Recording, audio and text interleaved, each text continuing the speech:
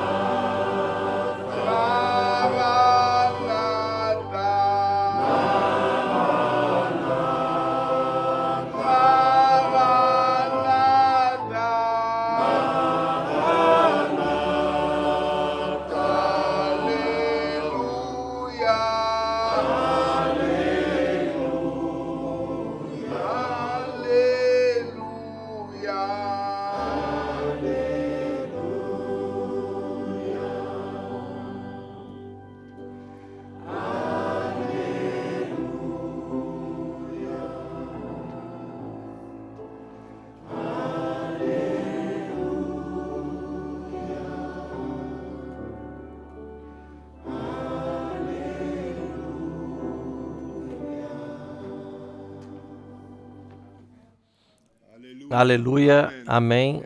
Obrigado, muito obrigado. Vamos ainda, como congregação, cantar um hino. Eu peço que o irmão Manuel venha cantar o hino número 31 conosco. Ó Deus, a ti seja a honra. Número 31.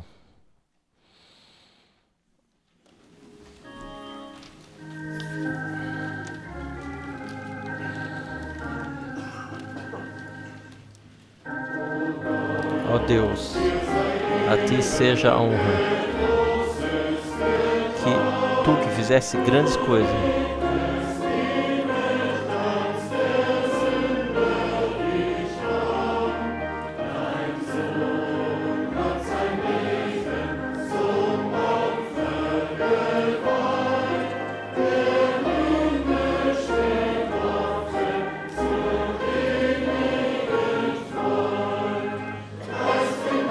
glória seja ao Senhor.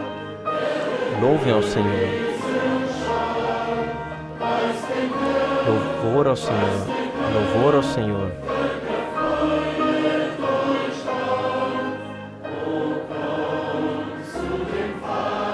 Ó, venham ao Pai. Se aproximem de Jesus e deem-lhe a honra por grandes coisas que fez. Ó grande Redentor, comprado pelo teu sangue,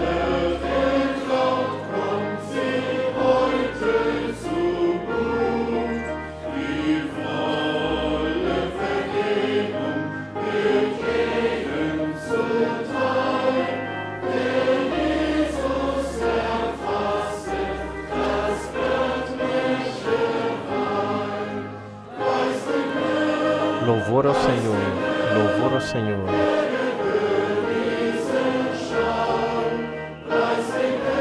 Louvor ao Senhor, louvor ao Senhor. Povos, alegrai-vos. Ó, venham ao Pai.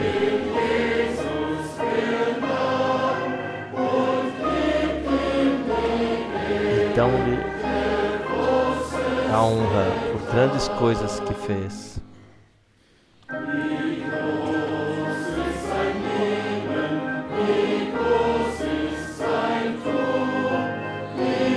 Quão grandes são as suas obras.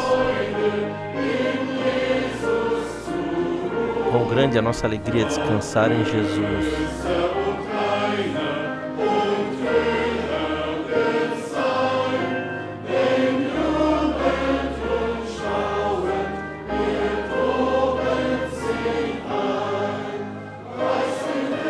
Louvem ao Senhor, louvem ao Senhor.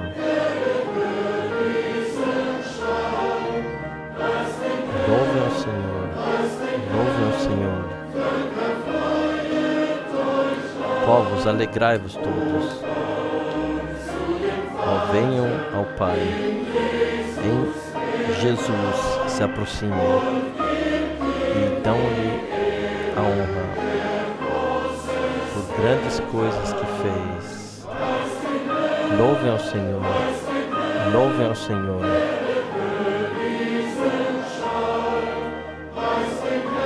Louvem ao Senhor, louvem ao Senhor.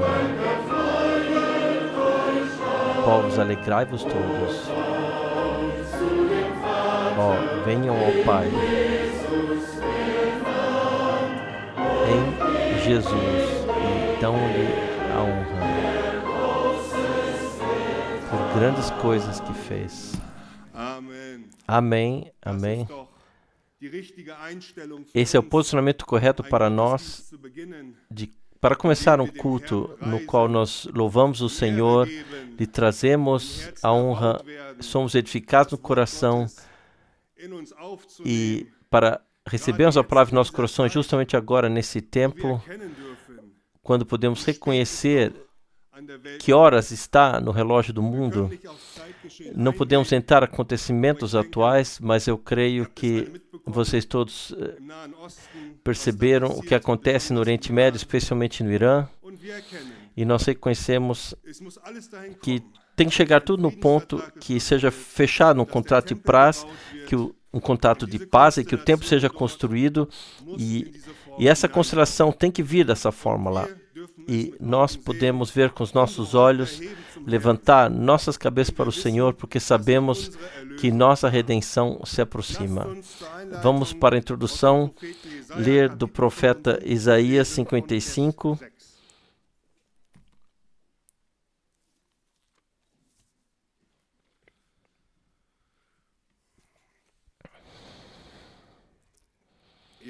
Isaías, capítulo 55, a partir do versículo 6.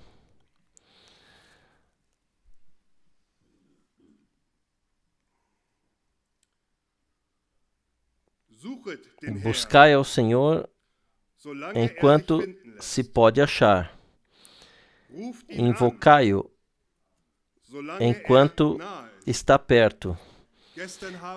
Ontem nós ouvimos que virá o tempo, então as portas estarão fechadas. Mas agora ainda é o tempo agradável, aceitável. Agora é o tempo quando podemos nos aproximar do Senhor em confiança, na confiança que Ele cumprirá as promessas que Ele nos concedeu em nós. Paulo escreve aos Romanos, no capítulo 10, que não temos que pegar o Senhor do céu para baixo, mas porque a palavra nos está próxima. Ele a colocou nos nossos corações, nós temos na nossa boca, nós podemos expressar na fé, estar convictos que o Senhor está presente para nos abençoar. Versículo 7. Deixe o ímpio o seu caminho e o homem maligno os seus pensamentos. Volte-se ao Senhor, que se compadecerá dele, e para o nosso Deus, porque é generoso em perdoar. Porque os meus pensamentos não são os vossos pensamentos, nem os vossos caminhos os meus caminhos, diz o Senhor. Porque assim como o céu é mais alto do que a terra, assim são os meus caminhos mais altos do que os vossos caminhos, e os meus pensamentos mais altos do que os vossos pensamentos. No Salmo está escrito como o Senhor deixou estar tão longe de nós, assim como o céu é mais alto que a terra. E tão mais alto também são os seus pensamentos de salvação para conosco. Nós, na última semana, ouvimos daqui, o Senhor deu testemunho. Ninguém caminha, o testemunho de Jó, ninguém caminhava tão justo como o Jó. E mesmo assim, no fim, Jó teve que dizer, quem que escureceu os pensamentos de Deus? Mas Deus o guiou para que perseverasse. Ele teve que pedir para os seus amigos e recebeu uma dupla restauração. Também conosco, irmãos e irmãs, nós queremos nos abrir totalmente, plenamente ao Senhor e nos dedicar a Ele, assim como vimos há pouco, abrir cada câmara do coração e abrir nossa alma, nosso espírito, nosso corpo, nossos pensamentos, nossa força, tudo queira ser consagrado a Ele, que possamos vir com tal anseio e posicionamento diante do Senhor, para que Ele possa nos abençoar. Ele nos chamou para fora dos nossos próprios caminhos, nos colocou no seu caminho e nos anunciou os seus pensamentos. Nós ouvimos ontem, de 28 de fevereiro, há 63 anos atrás, onde apareceu essa nuvem sobrenatural e, posteriormente, em março, os selos foram abertos. E até esse poderoso homem de Deus, esse profeta, o irmão Branham, Ele teve que dizer posteriormente: eu tinha visto errado nas Escrituras antes. Também com o primeiro cavaleiro, de forma especial, que é o anticristo e não o nosso Senhor Jesus Cristo. Quão gratos podemos ser que o Senhor, Ele mesmo, que Ele nos revelou os seus pensamentos a nós, abriu os selos, para que não precisássemos caminhar nos nossos próximos caminhos, não ficar fazendo religião, mas fôssemos colocados no caminho de Deus. Eu desejo ainda para isso ler de Filipenses 3, versículo 7. Filipenses 3, a partir do versículo 7.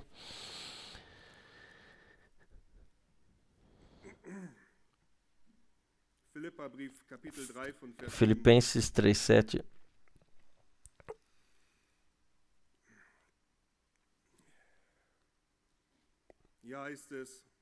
Aqui está Filipenses 3, 7.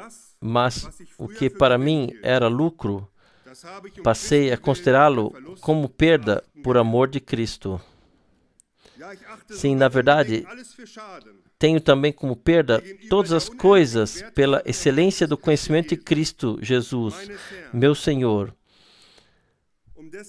pelo qual sofri a perda de todas essas coisas e as considero como refúgio, para que possa ganhar a Cristo. Nós ouvimos ontem também a conversão no nosso tempo. Elas têm que ser no nosso tempo como foi no começo. Aqui nós vemos o que Paulo, que testemunho ele deu. Ele estava nos seus caminhos. Ele creu a Deus, sim. Ele era religioso? Sim, ele era religioso. Ele conhecia a Escritura? Sim. E mesmo assim, o Senhor se revelou novamente a ele e colocou no seu caminho, e tudo mais não era mais importante para ele. Versículo 9: e seja achado nele, não tendo como minha justiça a que vem da lei, mas a que vem pela fé em Cristo, a saber, a justiça que vem de Deus pela fé.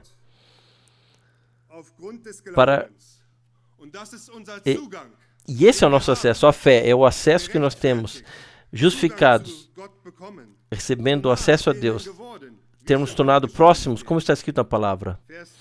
Versículo 10, para conhecê-lo e o poder da sua ressurreição e a participação nos seus sofrimentos, como Jó, conformando-me a ele na sua morte, para ver se de algum modo posso chegar à ressurreição dentre os mortos.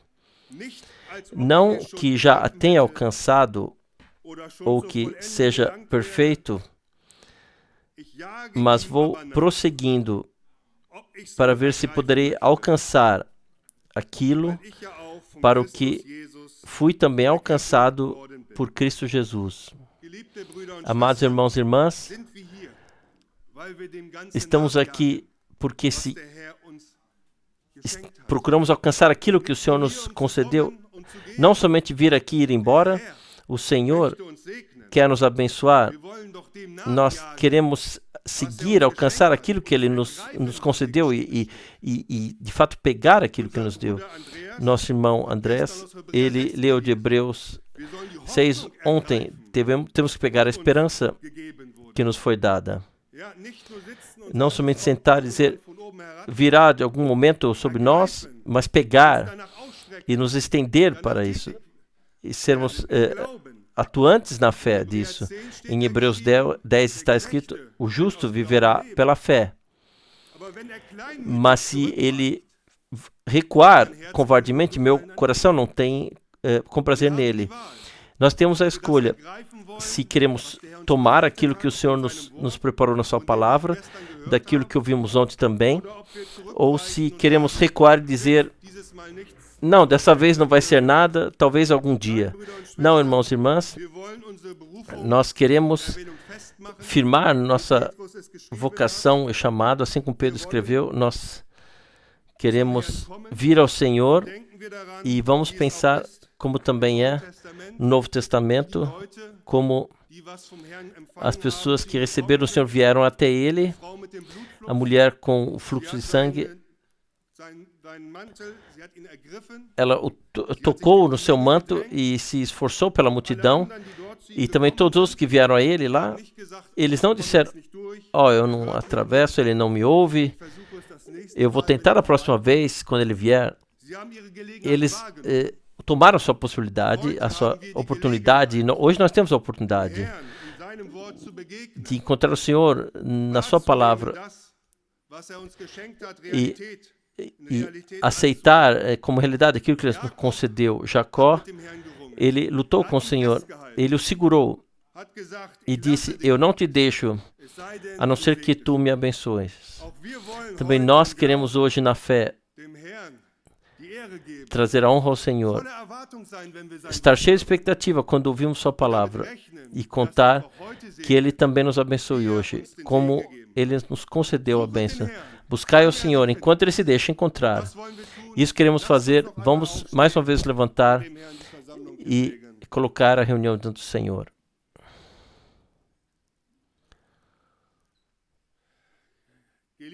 Amado Senhor, Todo-Poderoso Deus, nós chegamos juntos, nós buscamos, Senhor, a presença, a ligação contigo.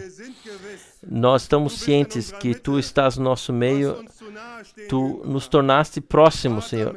Pai no céu, nós somos filhos e filhas de Deus, aos quais Tu queres dar aquilo que Tu preparaste. Filhos da promessa que Tu determinaste para vivenciar as promessas nesse tempo. Nós chegamos com grande expectativa, Senhor, que Tu nos ajudas, que Tu nos abençoas, que Tu és o mesmo também hoje nessa manhã e te colocamos essa reunião mais uma vez nas Tuas mãos. Fale por meio da Tua palavra, atue por meio do Teu Espírito, sob a proteção do Teu sangue. Nós Te damos a honra. Louvamos a Ti, ó Senhor, e louvamos a Ti no nome de Jesus. Amém.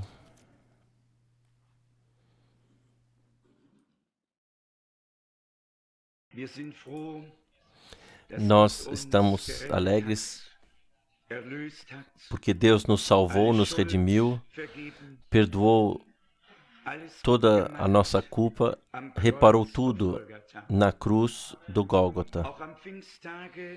Também no dia de Pentecostes, gloriamos o Senhor pelo que aconteceu no Gólgota.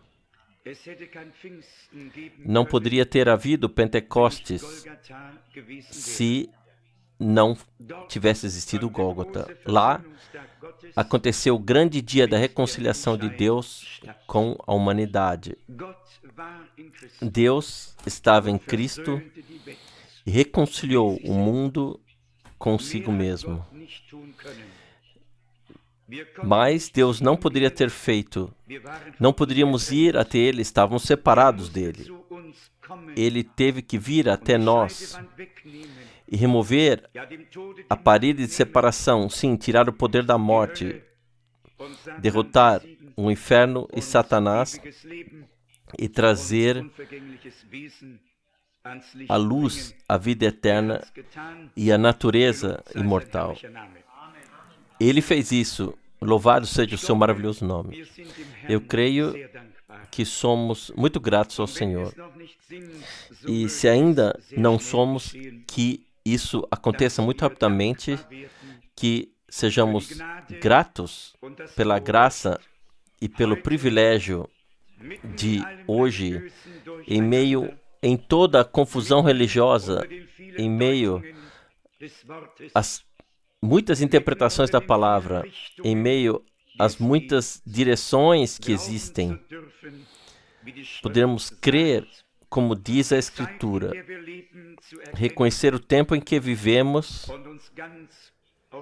e nos colocarmos totalmente do lado de Deus. Eu estou impactado, dominado por ontem à noite, e eu espero somente que nós todos caminhemos interiormente, demos razão a Deus, falemos sim, e que em nós surja um desejo profundo de vivenciar a Deus. Eu posso imaginar que quando alguém está doente, e agora eu gostaria de compartilhar com vocês esse pedido de oração, que é muito especial, que nós, nesse culto a Deus, recebamos fé e oremos por um jovem homem de 27 anos que mora em Hamburgo. Abriram-lhe a cabeça para realizar uma operação e eis que um lado ficou paralisado de repente e agora querem abrir novamente a cabeça dele e ninguém sabe o que vai acontecer. A aflição é grande e o clamor a Deus é muito alto. Ele é o grande médico. E já cantamos o hino, o grande médico está agora perto de nós, muitas vezes. E o próprio Senhor se apresenta em sua palavra e diz: eu sou o Senhor, o seu médico. Assim como Ele é nosso Salvador, o Senhor, teu Redentor, Ele é também o Senhor, o nosso médico. Portanto, queremos assegurar a nossa irmã que nos pediu para orarmos por esse jovem homem, que o faremos de todo o coração. E nós nos colocamos na posição de como nós sentiríamos se tivéssemos passado por isso. Que Deus nos conceda compaixão interior, para que possamos sentir empatia por cada um que esteja enfermo, o que quer que seja, que possamos sentir também. Quanto à proclamação, assim, fui pedido para falar um pouco mais devagar por causa da tradução. É difícil para mim. Eu sempre me proponho a falar devagar, mas quando então vem sobre mim, eu nem percebo, mas simplesmente fico mais rápido. E assim pedimos ao Senhor que Ele ajude, conceda graça para falar, graça para o traduzir, graça para ouvir, pois tudo deve ser ouvido e, melhor ainda, compreendido e assimilado. E hoje estamos aqui na fé que Jesus Cristo é o mesmo ontem, hoje e para sempre. E como dissemos ontem à noite, com Deus tudo permanece como era. Conversão, renovação, novo nascimento, batismo com o Espírito Santo, selamento com o Espírito para o dia da redenção. Com Deus tudo permanece até o fim, como era desde o início. Nisso nós nos apegamos, nós cremos nisso de plena convicção e queremos vivenciar tudo isso. Uma verdadeira conversão, um voltar-se para Deus, um arrependimento operado pelo Espírito Santo. Ainda leremos algumas passagens da Bíblia. Então, até a renovação, o novo nascimento e o preenchimento com o Espírito Santo. E ainda está escrito em Hebreus 12, sem santificação ninguém verá o Senhor. Nós podemos dizer, de acordo com as Escrituras, que sem o batismo no Espírito não temos a força que nos transforma, pois assim está escrito na carta aos Romanos. Talvez eu leia para vocês agora, para que vocês tenham isso da Escritura. É melhor passar as coisas por escrito. Em Romanos, capítulo 8, está escrito: e se o Espírito daquele que ressuscitou Jesus dentre os mortos habita em vós, aquele que ressuscitou Cristo dentre os mortos também vivificará os vossos corpos mortais pelo seu Espírito que habita em vós. O poder vivificador não vem de algum lugar nesse momento, ele tem que ter tomado morada em nós. Temos que ter sido selados com o Espírito Santo. E então isso acontecerá. E nós percebemos a seriedade da situação quando pensamos que o arrebatamento está próximo. Havia perguntas sobre a chuva tardia, sobre a primeira chuva, perguntas sobre como tudo isso deve ser dividido de acordo com as Escrituras.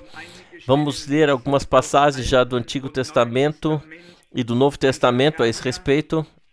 Em Zacarias, capítulo 10, Zacarias, capítulo 10, versículo 1, está escrito o seguinte. Zacarias 10, versículo 1. Peçam ao Senhor chuva na época das chuvas tardias e das chuvas precoces. É o Senhor que cria as nuvens de tempestade e lhes dá chuvas torrenciais para todo o crescimento das plantas no campo. Aqui são usados dois termos, chuva precoce e chuva tardia, mas devemos orar principalmente, como é dito aqui, no tempo da chuva tardia. Não é dito orem no tempo da chuva precoce, ou sim ambas, sim, mas a chuva tardia, embora venha por último, é mencionada em primeiro lugar. Peçam ao Senhor pela chuva na época da chuva tardia. A palavra é claramente dirigida a nós nesses dias. Naquela época, no início, quando caía a chuva temporão precoce, e isso simplesmente retirado da natureza. O Senhor usou exemplos naturais para que até mesmo um agricultor pudesse compreendê-los bem. A chuva precoce vem no tempo da semeadura, quando é hora de semear. Então a chuva precisa cair para que o solo fique macio, possa ser trabalhado e semeado. A chuva primeira vem no início, quando é semeado. A chuva tardia vem logo antes da colheita. Sem essa chuva tardia, a colheita não pode ser feita.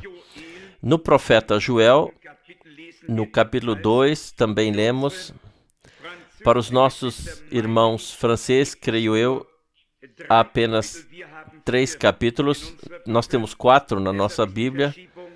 Por isso é preciso ter em conta essa diferença. Para nós é Joel, capítulo 2, versículo 23, Joel 2, versículo 23. Aqui está escrito: vocês também, filhos de Sião, alegrem-se e regozijem-se no Senhor, seu Deus, pois Ele lhes dará a chuva da primavera na medida certa e fará chover sobre vocês chuva precoce e tardia como outrora. Depois vocês podem continuar lendo que os celeiros se encherão e assim por diante. Aqui também nos é relatado sobre as chuvas precoces e tardias, e queremos que Deus zela por sua palavra e que Ele a cumpre. De Joel 3 para nós, isso provavelmente será um pouco diferente para vocês, irmão Kupfer. Aqui eu gostaria de ler o seguinte, apenas os 5 versículos, onde começa provavelmente o final do capítulo 2 para vocês. E depois disso acontecerá que derramarei o meu espírito sobre toda a carne, para que seus filhos e suas filhas profetizem. Outras traduções dizem, façam profecias, seus anciãos receberão revelações em sonhos. A palavra revelação também é muito importante aqui. Sonhos, muitas pessoas têm, especialmente quando comem tarde e em excesso, mas sonhos nos quais há uma revelação divina, onde não é mais necessário interpretar, e o Senhor já pode dizer o que Ele quer dizer, disso é que se trata. Aqui nos é dito, seus anciãos receberão revelações em sonhos, seus jovens terão visões. Seria bom se fosse assim conosco. Os mais jovens têm visões, os mais velhos têm revelações em sonhos, mas cada um tem algo de Deus. Disso é que se trata. Quando o Espírito de Deus é derramado, ele traz consigo os dons, então vem bênçãos, então a vida divina vem junto, então o revestimento vem junto, então a unção vem junto. Com o derramamento do Espírito Santo, não são apenas a boca e os lábios que se movem, o ser humano por completo é movido, o ser humano por completo é tomado por Deus. O ser humano por completo é colocado a serviço de Deus. Eu creio que Deus quer e Deus o fará. O que me chama a atenção nesse texto é, de forma especial, como nos é dito aqui, que Deus derramará do seu Espírito sobre toda a carne. Embora o irmão Russo já tenha lido, eu gostaria de mostrar a partir de Atos dos Apóstolos que esse derramamento é para os últimos 2 dias, ou seja, para os últimos 2000 anos em que vivemos agora e que estão chegando ao fim. Em Atos capítulo 2, Pedro se refere à palavra do profeta Joel, e vocês compreenderam o contexto, vocês viram, mas não está dito tão claramente no Antigo como está no Novo.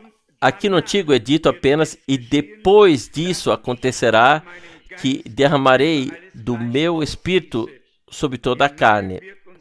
No Novo Testamento, isso nos é mostrado de uma forma um pouco mais clara, especificamente em Atos, capítulo 2, a partir do versículo 15. Esses homens não estão bêbados, como vocês pensam, afinal, é apenas a 3ª hora do dia.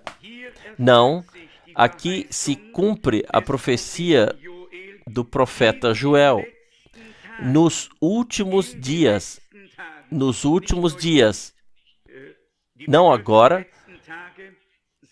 o termo os últimos dias aparece 2 vezes na Bíblia, uma vez profeticamente para os 2 últimos dias, ou seja, os últimos 2000 anos, antes da instauração do reino milenar, quando então o número 7 estará completo. A Bíblia também fala dos últimos dias como tempo imediatamente anterior ao fim dos tempos. Isso também sabemos. Aqui nos é passado diante dos olhos. Nos últimos dias acontecerá, diz Deus, que eu derramarei do meu Espírito sobre toda a carne. Nós vivemos desde Pentecostes, na era do Espírito Santo. O Espírito Santo cai sobre todos aqueles que vêm a Cristo, se converteram a Ele e receberam a vida divina em si mesmos. Nós temos o direito às mesmas bênçãos, porque elas nos foram prometidas. Talvez eu leia diretamente para vocês de Atos dos Apóstolos, capítulo 2, uma palavra que deve ir a todos os nossos corações. Versículo 39, Atos 2, versículo 39. Pois a promessa é para vocês, para seus filhos e para todos os que ainda estão longe, tantos quantos o Senhor, nosso Deus, chamar. Amém. Antes, ele diz aqui se cumpre a promessa. Então, ele faz uma breve pregação e as pessoas recebem, aceitam a palavra, ela passa como uma pontada no coração, então vem a resposta: arrependei-vos e cada um de vós seja batizado, ou se deixe batizar em nome de Jesus Cristo, para o perdão dos vossos pecados, e recebereis o dom do Espírito Santo. E então, a confirmação, pois a promessa é para vocês, para seus filhos e para todos os que ainda estão longe, tantos quantos o Senhor, nosso Deus, chamar. Se Ele chamou você, então você não está mais distante, então você está perto dele. Pois assim está escrito: Ele uniu ambos, os que estavam perto e os que estavam longe, consigo mesmo, e removeu a divisória que os separava.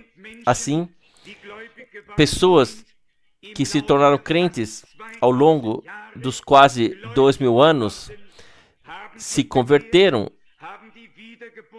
vivenciaram um novo nascimento, foram batizados no Espírito, foram selados com o Espírito Santo. Como já foi enfatizado, as mesmas vivências todos fizeram que o Senhor chamou, independentemente do conhecimento que havia na terra. Deus não se deixou deter pelo estado do conhecimento. Ele sempre fez sua obra assim como fez desde o início. Ele não tem 2 ou 3 classes de crentes. Ele tem pessoas que se tornaram crentes nele, que foram tão longe no seu conhecimento quanto foi pregado, mas que o vivenciaram como foi no início. Nós somos gratos ao Senhor que o tempo avançou e hoje crescemos em conhecimento e em tudo, mas muito mais do que isso, não apenas em conhecimento, mas em revelação pelo Espírito. No que diz respeito à chuva tardia, eu gostaria de ler a passagem do Novo Testamento sobre isso, da carta de Tiago. Tiago, capítulo 5, a partir do versículo 7. Tiago 5, a partir do versículo 7. Portanto, irmãos, sejam firmes, perseverantes até a vinda do Senhor. Lembrem-se disso, o agricultor espera os preciosos frutos da terra e, por causa deles, tem paciência até receber as chuvas precoces e as chuvas tardias. Ambas coisas são necessárias e o que nós precisamos é de paciência. Precisamos de paciência até que Deus o faça. Antes disso, não pode acontecer de qualquer maneira. Eu continuo lendo. Versículo 8, portanto, sejam pacientes e fortaleçam ou firmem seus corações, pois a vinda do Senhor está próxima. Nós precisamos de paciência para vivenciar as promessas de Deus. E para que possamos vivenciá-las, precisamos da fé e da convicção de que Deus é fiel e aquilo que Ele prometeu, isso Ele também cumprirá. Aqui é falado do retorno do Senhor, no versículo 7. Portanto, irmãos, perseverem até a volta, o retorno do Senhor. E então, as chuvas precoces e tardias que produzirão o precioso fruto da terra. Mas é dito mais ainda, qual seja no versículo 9. Não se queixem uns dos outros, irmãos, para que não sejam julgados. Lembrem-se, o juiz está à porta. Irmãos, tomem como exemplo os profetas que falaram em nome do Senhor com seus sofrimentos e sua paciência. Pensemos em todos os profetas que falaram em nome do Senhor, que anunciaram o que Deus faria e eles não viram. Como os críticos devem ter vindo e dito: ouça, você disse que uma virgem iria... E onde está aquilo que você disse? Todas as promessas que Deus havia feito pela boca dos profetas demoravam a se cumprir. Mas então está escrito: quando o tempo se cumpriu, aconteceu. Amados, também nós temos as promessas em nossos corações. Nós carregamos a palavra, nós a movemos, mas temos que esperar até que chegue o tempo de Deus. Pois nosso Senhor diz: o vosso tempo é sempre, mas a minha hora ainda não chegou. E aqui está no versículo 11: vede, nós louvamos, bem-aventurados os que perseveraram com paciência. Vós ouvistes da perseverança de Jó e do desfecho que o Senhor lhe preparou. Reconhecei nisso que o Senhor é rico em compaixão e cheio de misericórdia. Nós sabemos que Ele ainda hoje tem a mesma misericórdia, mas precisamos pensar em uma coisa, ter em mente: perseverar com paciência e firmeza, como canta um compositor, que nele avancemos e descansemos ao mesmo tempo. Descansar em Deus, ter chegado ao descanso, estar ancorado nas promessas de Deus, perseverar pacientemente até que agrade ao Senhor fazer o último em nós. Hoje, porém, podemos vivenciar a Deus ao recebermos o que Ele prometeu. Pois, como já foi dito anteriormente, no que diz respeito às bênçãos, assim Deus, o Senhor, deseja abençoar a todos igualmente. Eu gostaria de ler 3 passagens da Bíblia sobre isso. A primeira, especialmente no que diz respeito à unção com o Espírito Santo. A primeira é da carta de João, 1 João, capítulo 2, a partir do versículo 18. Aqui nos é mostrado de maneira especial que mesmo aqueles que depois são contra Cristo, ou seja, tornaram anti, surgiram do meio daqueles que foram abençoados e ungidos por Deus. 1 João, capítulo 2, versículo 18, talvez até 20. Filhinhos, é chegada a última hora, e como ouvistes que o anticristo vem, já se levantaram agora muitos anticristos. Por isso, reconhecemos que é chegada a última hora. Eles surgiram do meio de nós, mas não pertenciam a nós, pois se pertencessem a nós, teriam permanecido conosco. Mas isso aconteceu para que se manifestasse que não são todos de nós. E agora vem o que realmente deveria ser dito: mas vocês receberam a unção do Santo e possuem pleno conhecimento.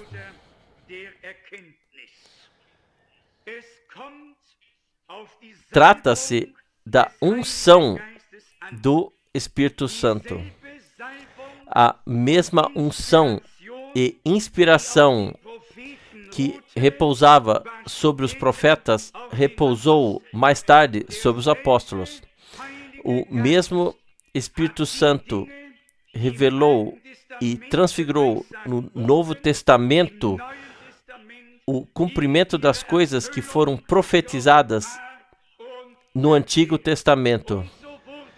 E assim todos foram ensinados por Deus por meio da unção do Espírito Santo.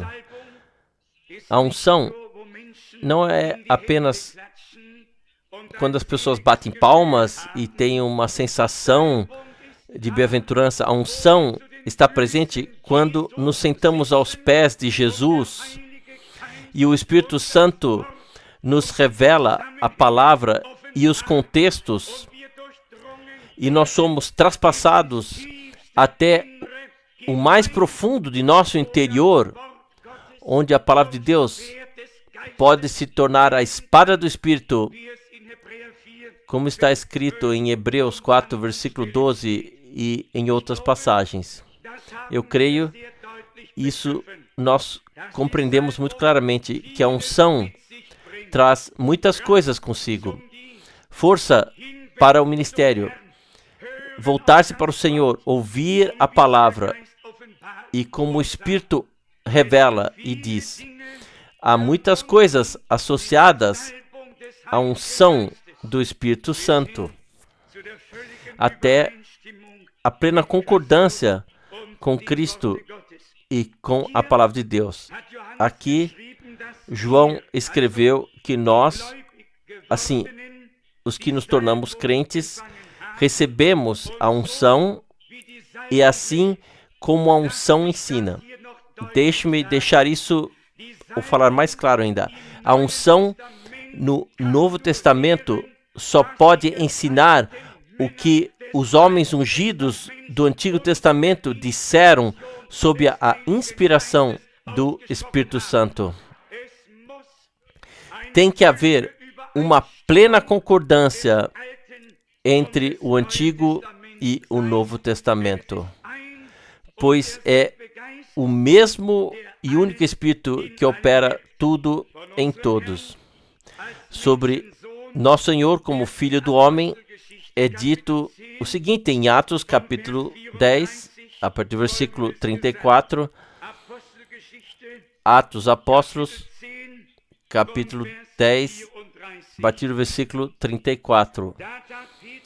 Então Pedro abriu a boca e disse, agora reconheço verdadeiramente que Deus não faz acepção de pessoas, mas que em toda a nação, aquele que o teme e pratica a justiça lhe é agradável. Vocês conhecem a palavra que ele dirigiu aos filhos de Israel, anunciando-lhes a paz por meio de Jesus Cristo. Este é o Senhor de todos. Da mesma forma, vocês conhecem os acontecimentos que ocorreram em toda a terra judaica e que se originaram na Galileia após o batismo pregado por João. A saber, como Deus ungiu Jesus de Nazaré com o Espírito Santo e com poder, como ele então andou por toda parte fazendo o bem e curando todos os que estavam dominados pelo diabo, porque Deus estava com ele. Nós poderíamos continuar lendo. Esta é a conhecida pregação de Pedro, e poucos minutos depois que Pedro pregou essas palavras, o Espírito Santo desceu sobre todos os que estavam presentes. Uma pregação tão breve, com um resultado tão poderoso, que Deus pôde responder do céu,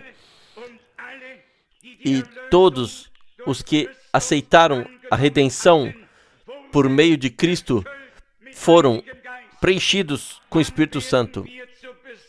Quando nós vamos acordar e expressar nossa alegria pela salvação e agradecer ao Senhor, ficar movidos interiormente para então chegar à condição para que a fonte também possa brotar em nós e o Espírito Santo possa vir sobre nós. Eu não sei o que Pedro diria se ele hoje fizesse a mesma pregação e nada acontecesse. Ele diria: pessoas, vocês realmente se tornaram crentes? Vocês foram interiormente tocados por Deus? Em vocês realizou a redenção? Vocês vivenciaram a Deus? Amados, talvez tenhamos absorvido demais com a mente e muito pouco vivenciado no coração. Hoje, Deus quer nos encontrar em Sua palavra, em Seu Espírito. Hoje, Ele quer derramar aqui o Seu Espírito sobre toda a carne. Cada um de cada nação lhe é agradável se teme a Deus. Assim nós lemos. O temor de Deus é o princípio da sabedoria divina. Em 2 Coríntios, no capítulo 1, Paulo escreve o seguinte sobre os crentes. 2 Coríntios, capítulo 1, talvez vamos ler os versículos 20 a 22. Pois todas as promessas de Deus têm o seu sim nele. Por isso, por meio dele, também se tornou ou seguiu o amém, para a glória de Deus por nós. Mas aquele que nos fundou firmemente em Cristo, juntamente com vocês, e nos ungiu, é Deus. Ele que também nos imprimiu o seu selo e nos deu o Espírito como garantia em nossos corações. Uma palavra maravilhosa, mas é ainda mais belo quando não somente está escrita, mas se tornou realidade, pode se tornar realidade em nós, em você, em mim. Que não tenhamos apenas uma aula teórica, uma aula ilustrativa, mas que vivenciemos o que nossos irmãos e irmãs vivenciaram no início. Nós não podemos fazer de outra forma senão crer como disse a Escritura. Amados, posso perguntar se cremos de coração que Deus nos deu a mensagem que nos deve trazer de volta a palavra e nos colocar no estado original. Vocês todos creem nisso? Nós compreendemos, a partir do ensinamento, com um chamado para fora, e eu me refiro também de ontem à noite, nós compreendemos o que aconteceu. Nós entendemos do que se trata para Deus nesse tempo. Não apenas praticar um pouco de religião, mas estar atualizados no reino de Deus, acompanhar os últimos desenvolvimentos no reino de Deus, avançar com o nosso Deus. E nós cremos que a mensagem, com todas as correções, com cada ensinamento, com a correção, repreensão, com todas as revelações da palavra e do Espírito, tinha que preceder diretamente a coisa, porque caso contrário, não teríamos tido orientação espiritual. Tudo teria acabado novamente em confusão. Deus já fez inúmeros começos, e quando olhamos para trás hoje, o que aconteceu depois de cada novo começo? As pessoas tomaram a coisa de Deus em suas mãos. Isso não pode acontecer, pois o Senhor diz: a obra das minhas mãos pertence a mim. E é isso que nós queremos. Queremos que a sua obra permaneça em suas mãos e que nós permaneçamos em suas mãos, nas quais nós fomos marcados. E ele disse, da minha mão ninguém vos arrebatará. Uma coisa é muito, muito importante agora e precisa ser dita. Nós vivemos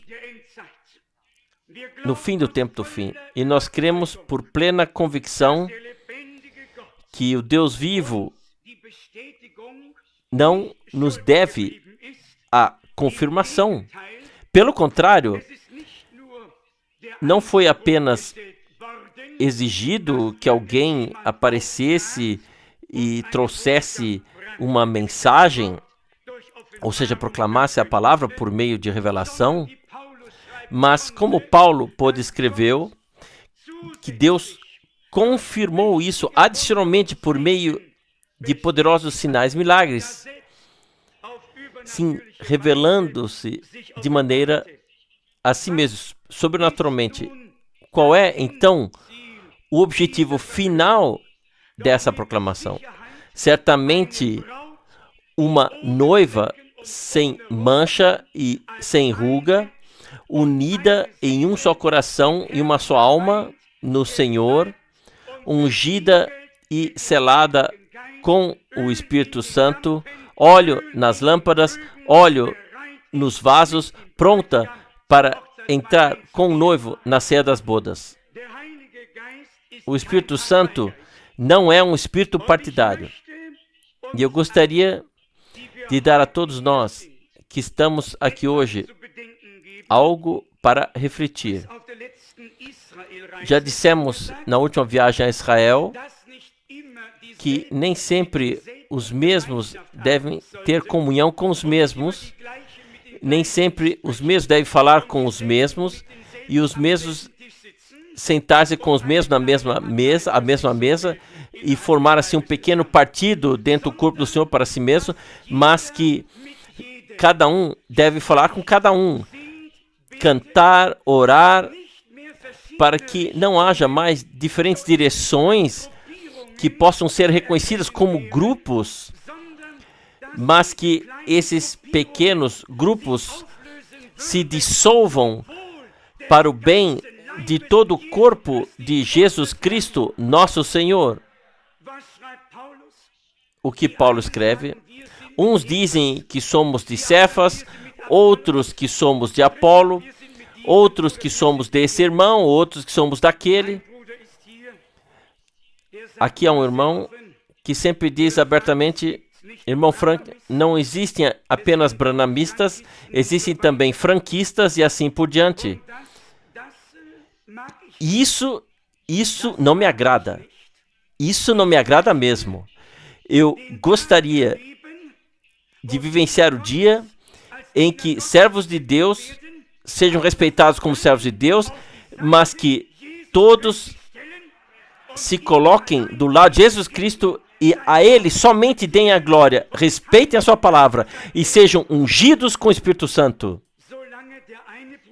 Enquanto um irmão disser, ou um grupo disser, eu estou com o irmão aqui, e eu estou com aquele, eu estou com aquele outro, deixe-me dizer isso também em nome do Senhor. Irmãos e irmãs, assim nós trazemos divisões no corpo do Senhor. E se acontecer que, por exemplo, irmãos têm alguma coisa um com o outro, Pedro e Paulo Paulo e Barnabé tiveram, todos vocês conhecem os Atos Apóstolos, mas importante foi que não foi tomado partido pelos crentes. Então os irmãos voltam a se unir. Mas se dois grupos se formam, então os irmãos não se reúnem mais, não se juntam. E vocês, crentes, são culpados se os irmãos que têm, às vezes, uma pequena questão a resolver entre si, se vocês apoiam os diferentes grupos e os formam. Vocês são culpados se os irmãos não se reunirem novamente. Vocês entenderam isso? Eu não sei. Vocês estão dormindo? Não? Vocês não têm microfone, certamente vocês ouvem melhor se é falado pelo microfone, mas vocês entenderam isso. Vocês compreenderam isso. Sempre acontece, mas agora estamos vivendo, de fato, no último tempo. E o corpo do Senhor não pode, a qualquer custo, ser quebrado, ser dilacerado. Isso não pode mais acontecer. E você sabe que nós, como irmãos servidores, às vezes temos uma posição firme e ela pode estar certa. E quando outro não vê dessa forma, então entramos em dificuldades. Como nós, como pregadores, o Senhor tem a sua aflição. Por isso pedimos que orem sinceramente por nós, para que a palavra do Senhor corra sem obstáculos, seja anunciada e o povo de Deus simplesmente se encontre, caia nos braços e agradeça ao Senhor pelo grande privilégio que temos de, nesse tempo, ouvir a sua palavra, de crer, mas também, ao mesmo tempo, de acompanhar interiormente e compreender que agora todas as direções convergem para uma única direção. E essa direção é o céu. E então temos o mesmo objetivo, mesmo que às vezes pequenas diferenças aqui e ali se tornem evidentes. Importante é que estejamos interiormente ligados com Deus. E eu me lembro quando o irmão Branham começou o seu ministério e as pessoas da Trindade queriam muito colocá-lo do lado delas, mas disseram: se você vier para nós, nós lhe daremos tudo, mas então você não poderá ir para os outros. Esses eram os da unidade. E os da unidade diziam: venha para nós, mas não tenha nada a ver com os outros. O irmão Branham estava em uma situação, uma visão terrível. E eis que o Senhor lhe mostrou uma visão. Ele viu duas árvores e viu essas duas árvores cheias de frutos. As folhas mal se viam de tantos frutos que pendiam das duas árvores. Em uma das árvores estava escrito Trindade, na outra estava escrito Unidade. E o irmão Branham colocou-se entre as duas árvores, pegou uma com a mão esquerda e a outra com a mão direita e sacudiu-as com força. E eis que os frutos caíram. Ele não tomou partido. Ele se colocou entre eles e pôde fazer o chamado para fora de ambos os lados. Meus amados, nós cremos, pelo menos eu creio, que ainda há pessoas em todas as igrejas livres, que precisam ser chamadas para fora. Eu creio que em muitas congregações ou comunidades há pessoas que têm fome e sede de Deus. Pessoas dentro da fé trinitária que jamais ouviram a verdade. Queremos condená-las porque ainda não ouviram? Ou vamos ler Romanos 10 mais uma vez? Como ouvirão sem alguém lhes pregar? Vamos deixar de lado todo julgar. Alguém disse: os caídos são contados após a batalha, não antes. Antes, sequer temos que julgar algo. Nós temos que deixar isso para Deus. E eu posso imaginar que ainda haja muitas surpresas para nós todos, que Deus ainda fará grandes coisas. Vamos chegar ao ponto que eu não consegui concluir totalmente ontem, porque não houve tempo suficiente, especialmente que o Senhor se revelou, que a nuvem sobrenatural desceu e que Ele realmente testemunhou: eu estou presente. E vocês sabem que um ser humano não poderia ter feito nem dito as coisas que aconteceram no ministério profético, mas justamente Lucas capítulo 17, versículo 30, é o texto que a maioria das pessoas passa ao largo sem refletir sobre ele. E, para ser sincero, sem revelação, sem uma indicação, eu e nós também não teríamos sabido. É verdade? Nós teríamos continuado a pregar da mesma forma, teríamos passado por cima do assunto com tambores e trombetas. Se Deus, em sua graça, não tivesse falado conosco e nos aberto a compreensão para as Escrituras, também nós não saberíamos. Portanto, toda a honra é devida somente a Ele. Mas esse versículo aqui, em Lucas 17, versículo 30, eu vou lê-lo novamente, é muito importante. Aqui está. Assim será também no dia em que o Filho do Homem se manifestar. Vocês sabem que em todo o Novo Testamento, desde Romanos, capítulo 1, onde começam as cartas, até Judas, o último versículo, o termo Filho do Homem não aparece nenhuma vez. Jesus usou quase exclusivamente o termo Filho do Homem. Existem talvez 3 passagens que dizem diferente. Referindo-se a si, ele usava quase sempre o termo Filho do Homem. O Filho do Homem veio buscar e salvar o que estava perdido. Vós vereis o Filho do Homem à direita da majestade. Vós vereis o Filho do Homem vindo com grande poder e glória. O Filho do Homem se assentará no trono da sua glória. Vocês podem, somente no Evangelho de Mateus, que tem 28 capítulos, vocês podem encontrar exatamente 28 vezes o termo Filho do Homem. Somente nos capítulos de Mateus. Por que é assim? Ele é o Filho de Deus, nós sabemos disso. Como Filho de Deus, ele é Redentor. Como Filho de Davi, ele é Rei, nós sabemos disso. Pois foi dito a Davi, nunca faltará um descendente em seu trono.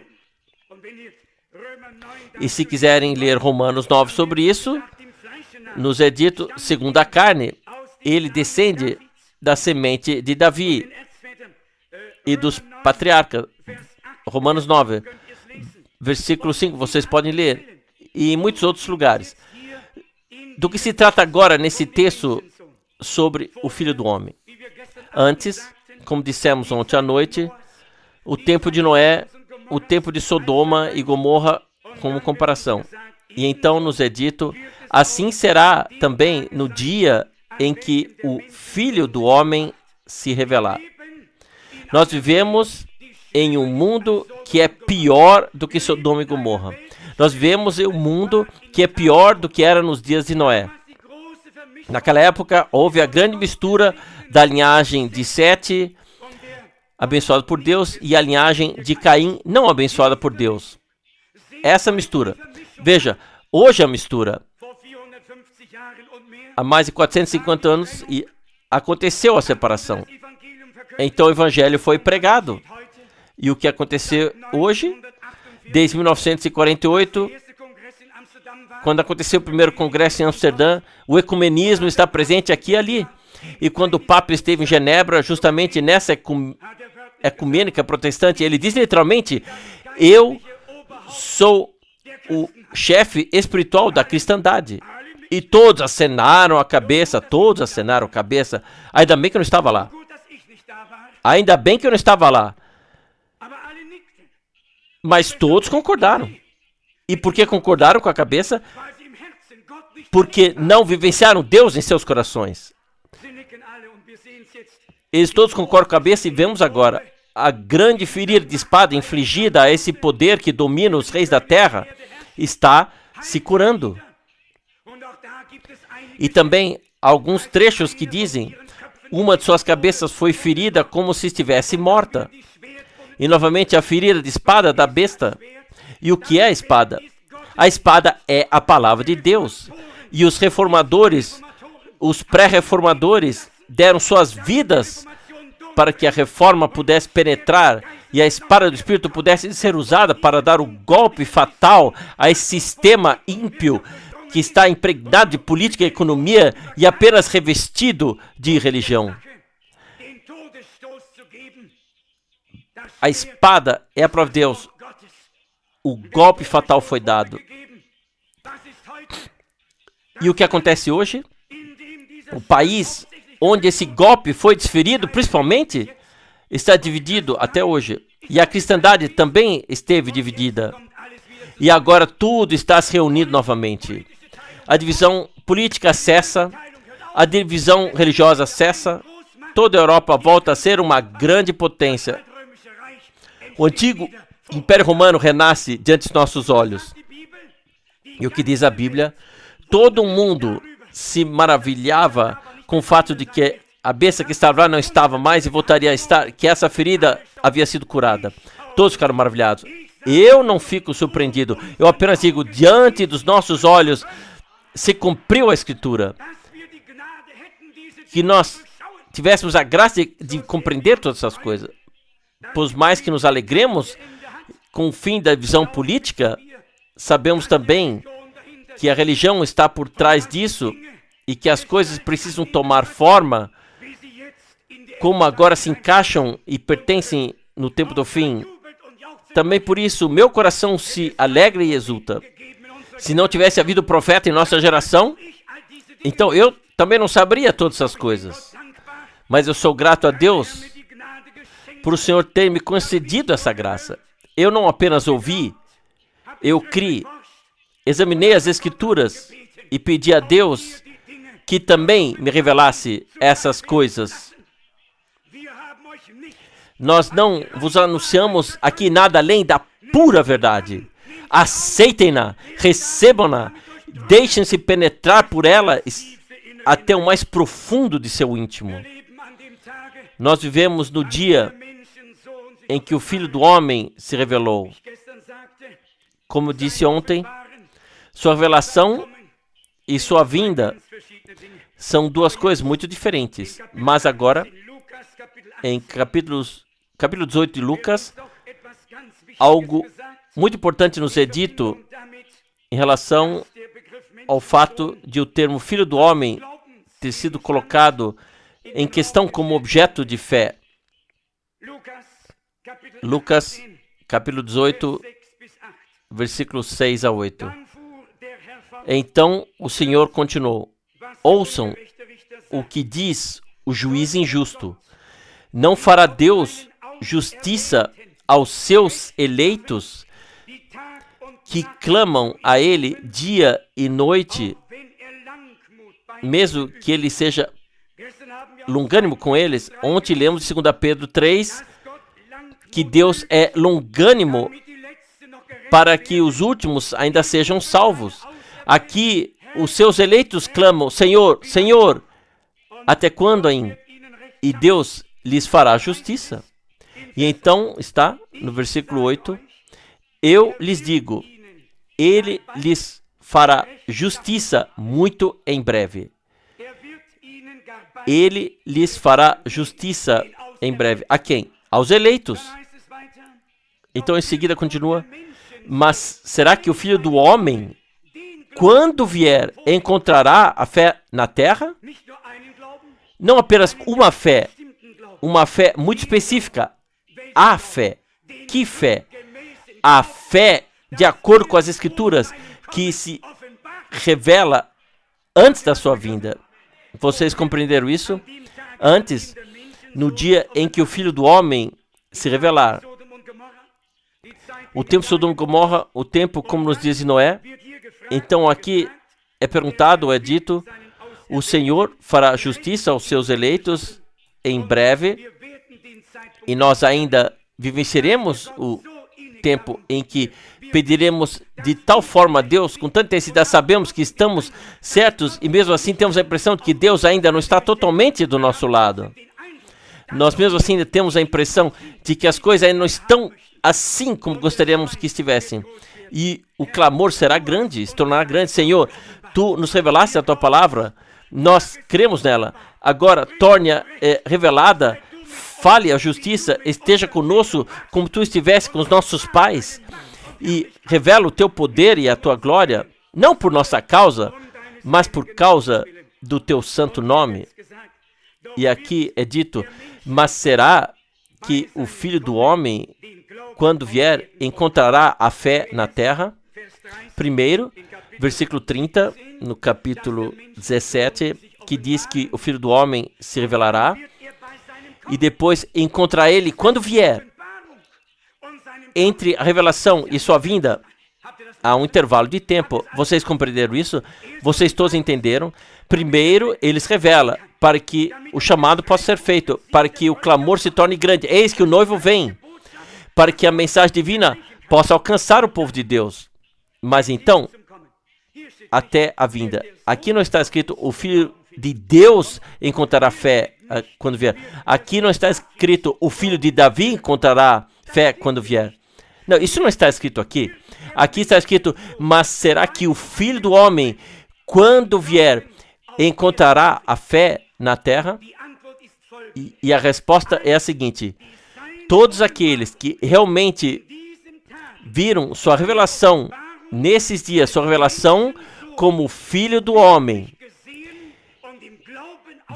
e aceitaram na fé, serão aqueles que esperarão naquele dia pelo retorno do Filho do Homem, e ele encontrará a fé neles.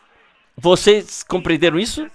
Compreendemos isso? Eu sei que é difícil de explicar essas coisas, e talvez a mais difícil compreendê-las quando não são explicadas com clareza suficiente. Mas o resto, Deus tem que fazer de todas as maneiras. Nós só podemos proclamar a palavra. Mas vejam, hoje em dia realmente muito que está sendo feito no assim chamado Reino de Deus. Existem tantos movimentos, tantas correntes, mas onde está o corpo do Senhor? Ecumenismo em toda parte, em todas as áreas, mas onde está o pequeno rebanho? Onde estão aqueles que, fora do acampamento, carregam o opróbrio, a vergonha de Cristo? Onde estão aqueles que creem em toda a palavra de Deus e anseiam que seja cumprida por Deus e colocada em prática? Essa multidão é realmente pequena, mas pela graça nós podemos dizer para a glória do Senhor que nós fazemos parte dela. Eu creio diante de Deus o Senhor que nós temos a graça de pertencer àqueles que, como nos dias de Abraão, foram visitados pelo Senhor como os eleitos que não estavam sequer em Sodoma, que simplesmente reconheceram a visita do Senhor ou foram dignificados quando o Senhor veio a Abraão e ele lhe deu a promessa. O ponto que tem que ser enfatizado é este, como muitas vezes feito, que nós somos filhos das promessas divinas. E na medida em que as promessas das Escrituras se cumprem, nós participamos porque nos tornamos portadores dessas promessas. Nele, em Cristo, todas as promessas são sim e amém. Somente quando você e eu cremos nelas, elas se tornam sim e amém em nossas vidas. Elas podem ser sim e amém por 1000 anos na Bíblia, mas somente quando nos são reveladas e podemos crer nelas de coração, somente então elas se tornam sim e amém em nós. Por exemplo, a palavra estava no profeta Joel há muitos anos. De repente, no dia de Pentecostes, ela se tornou realidade. Pedro, ele explica, esses homens aqui não estão bêbados, como vocês pensam, pois é apenas a 3ª hora do dia. Não, aqui se cumpre o que Deus profetizou e prometeu pela boca de Joel. Ele poderia ter gritado em voz alta: hoje, esta escritura se cumpriu diante dos seus olhos. Amados, no Pentecostes, não podemos agora entrar em maiores detalhes sobre todos os outros desenvolvimentos. Hoje trata-se mais da situação espiritual para sabermos onde nós nos encontramos. Também fui perguntado, irmão Frank, é agora o tempo em que todas as virgens adormeceram? É agora o tempo em que elas se tornaram, que elas acordaram? É o tempo que elas agora decoram suas lâmpadas, em que período, em que fase do desenvolvimento espiritual nos encontramos agora, amados? Conseguiu Deus nos despertar? Pegamos as lâmpadas, recebemos a iluminação. Uma lâmpada da luz ilumina o caminho. Já dissemos ontem, tua palavra é lâmpada para os meus pés e luz para o meu caminho. Graças seja a Deus pela lâmpada. Graças seja a Deus pela iluminação através do Espírito Santo, pela revelação, pela unção, pela inspiração. Mas ela precisa ser reabastecida. Onde estão os jarros? Onde estão os vasos? Onde está o recipiente de óleo? Onde o óleo pode ser abastecido e reenchido. A iluminação mais maravilhosa não é suficiente se não permanecermos sob a mesma unção e seguirmos em frente, reabastecendo repetidamente. E repetidamente reabastecendo. Vocês creem nisso? Eu creio nisso de todo o coração. Pois vai de clareza em clareza e de revelação em revelação. Meus amados, vocês sabem o que realmente teria que acontecer? Que todos se levantem as suas mãos e digam: Senhor, meu Deus, Tu nos visitaste com misericórdia, Tu te revelaste a nós. Deus fez grandes coisas. Ele fará ainda maiores. Uma segunda pergunta. Todos nós conhecemos as 7 cartas e também o capítulo 1 do Apocalipse. Porque está escrito em Apocalipse 1, versículo 14, e vi alguém que parecia o Filho do Homem andando entre os 7 castiçais de ouro. Esse termo Filho do Homem é encontrado especificamente no profeta Ezequiel. E ele era profeta. Filho do Homem, 6 vezes em um capítulo no profeta Ezequiel. Vou ler apenas 2 ou 3 passagens para que vocês saibam que os profetas do Antigo Testamento já tinham essa designação, não apenas só no Novo. Ezequiel, capítulo 2, Ezequiel, e ele diz aqui, Ezequiel 2, versículo 1, e ele me disse: Filho do homem, levante-se, pois quero falar com você. Versículo 3, então ele me disse: Filho do homem, eu te envio à casa de Israel. Vocês podem ler e ler. Versículo 6. Mas você, filho do homem, não tenha medo deles. Versículo 8. Mas você, filho do homem, ouça o que eu te digo. Capítulo 3, 1. Então ele me disse: Filho do homem, coma o que você vê diante de você. Coma esse rolo de escritura. Quem não pensa nesse texto em Apocalipse 10, ao ler isso? Mas, de acordo com o versículo 7, onde João comeu o rolo da escritura, todos vocês conhecem o trecho em que ele teve que profetizar novamente sobre os povos e as línguas. Todos esses termos foram ordenados biblicamente na palavra profética. Graças a Deus por isso. João viu o castiçal de 7 braços, ele viu os 7 vezes, porque a mesma congregação passaria pelas 7 sessões e 7 mensageiros teriam que trazer a mensagem. E o Espírito falou repetidamente à congregação. Amados, nós queremos de todo o coração que agora vivemos no fim da última era da congregação. E nós vemos, isso não seja agora um julgamento, apenas uma constatação, nós vemos que as pessoas estão satisfeitas consigo mesmas.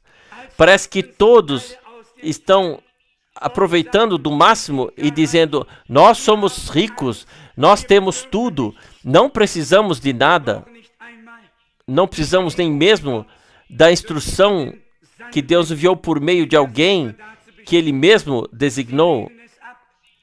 Eles rejeitam, eles têm tudo. E o que dizem as Escrituras? Justamente você está nu, cego e desprotegido e não reconhece. Eu aconselho que compre ouro refinado no fogo de mim e colírio para ungir os olhos e possa recuperar a visão. Deus quer ungir nossos olhos com colírio santo, com uma verdadeira unção do Espírito Santo. Ele quer abrir os olhos do coração e nos dar discernimento por meio da revelação. Vamos resumir. Ainda vivemos no tempo da graça, em que se aplica a palavra. Essa promessa é para vocês e para todos os que estão ainda longe. Todos quantos o Senhor, o seu Deus, chamar. Ele nos chamou, por isso nós viemos. Como está nos cânticos, atraia-me e nós te seguiremos. Ele nos atraiu, ele nos puxou, colocou em nós o querer e também o cumprir. Ele deu o sim, a promessa, e ele também dá o amém, ou seja, a realização. Por nós mesmos não podemos fazer nada além de nos deixarmos presentear pelo Senhor, nos deixarmos salvar, nos deixarmos iluminar, nos deixarmos renovar, permitir que Ele criasse uma nova vida pela graça em todos nós. Redimidos pelo precioso sangue do Cordeiro, recebemos o perdão dos pecados com base na realizada, consumada obra de redenção, e então vem a palavra e o Espírito para realizar a obra em nós. Talvez ainda a passagem de João 16, que é muito importante nesse contexto, que eu já havia começado ontem à noite, no Evangelho de João, no capítulo 16, lemos hoje a segunda parte do versículo 4, depois continuamos com o versículo 5, Evangelho de João, capítulo 16, versículo 4b, mas eu não lhes disse isso logo no início, porque ainda estava com vocês. Agora, porém, vou para aquele que me enviou. Vocês percebem do que se trata aqui? Aqui ele foi enviado. João era um homem enviado por Deus. Profetas eram enviados por Deus. Aqui ele está como filho do homem no ofício de profeta. Aqui ele se refere corretamente, de acordo com as Escrituras, à sua missão, ao seu envio. O que Deus havia dito por meio de Moisés: o Senhor, seu Deus, suscitará dentre vós, dentre seus irmãos, um profeta como eu. A ele ouvireis em tudo o que ele vos disser. E toda alma que não ouvir esse profeta será extirpada do povo. Assim que está na minha Bíblia, somente em Deuteronômio 8, em Atos 3, versículo 22. É assim que está escrito na Bíblia. Por isso, nosso Senhor, como Filho do Homem, teve que exercer aqui o ministério profético. E o mesmo ministério profético ele teve nesta geração. Isso é assim, diz o Senhor, em sua palavra. Essa é a pura verdade diante do Deus Todo-Poderoso. Quem tem ouvidos para ouvir, ouça o que o Espírito diz às congregações por meio da palavra. E quando isso acontece por meio da palavra, então sabemos sempre que é verdadeiro.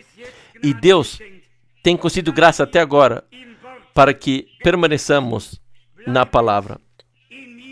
Permaneçam em mim, em minhas palavras em vocês. Então vocês serão meus verdadeiros discípulos.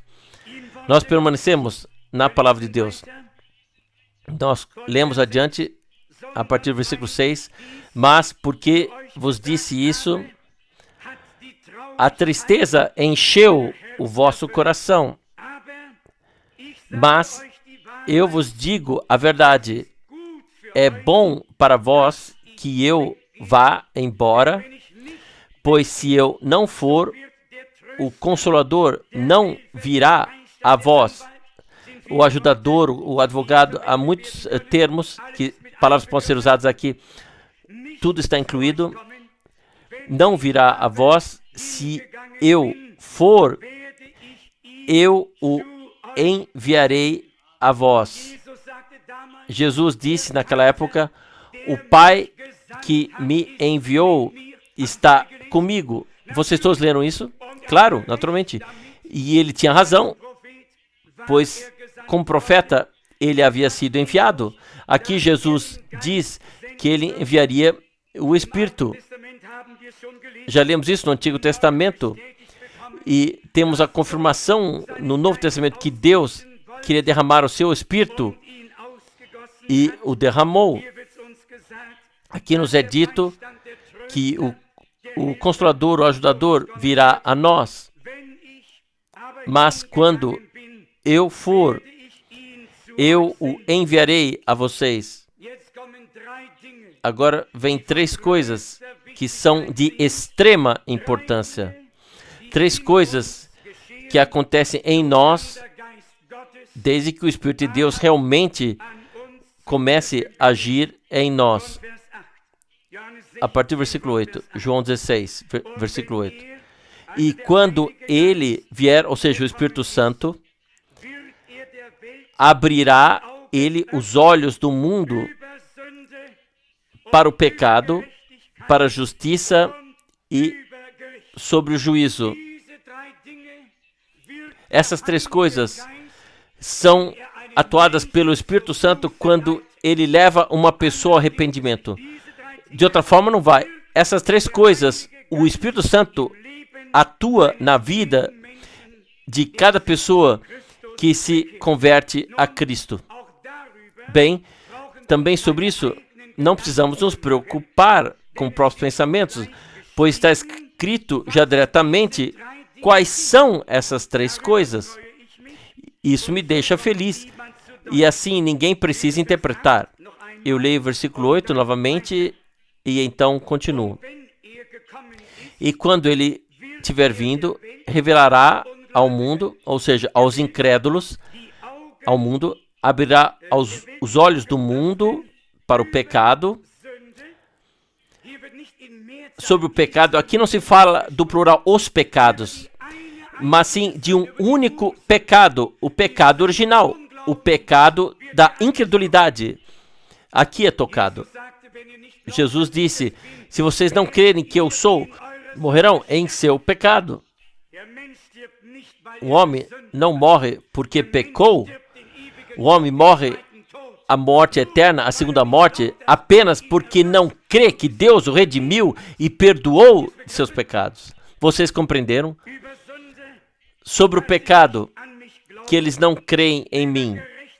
Sobre a justiça, que eu vou para o Pai e vocês não me verão mais.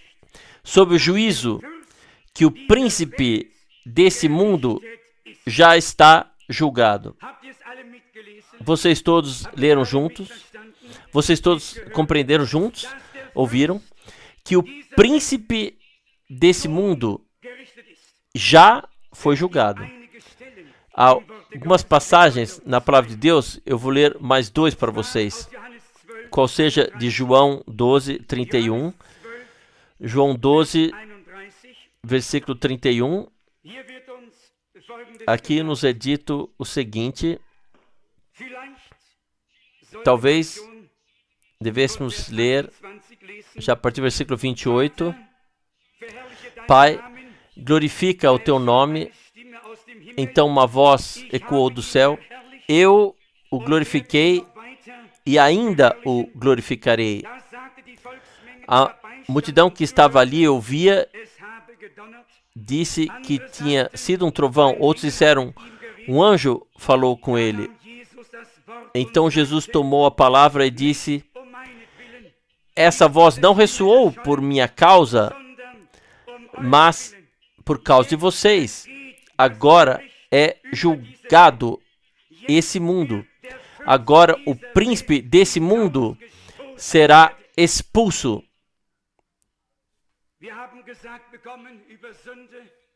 Foi-nos dito sobre o pecado, sobre a justiça, sobre o juízo.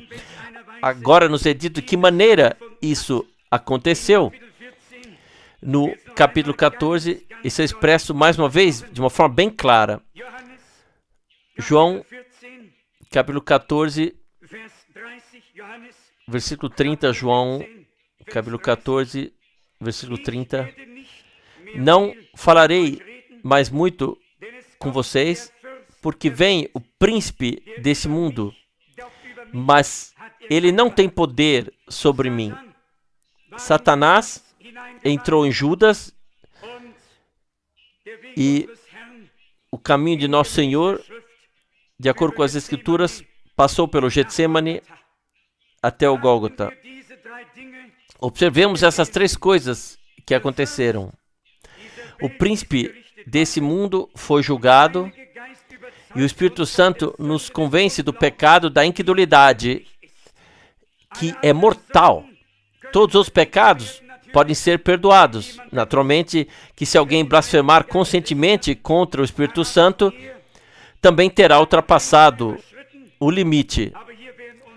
Mas aqui as três coisas nos são ditas claramente. O Espírito Santo nos revela isso.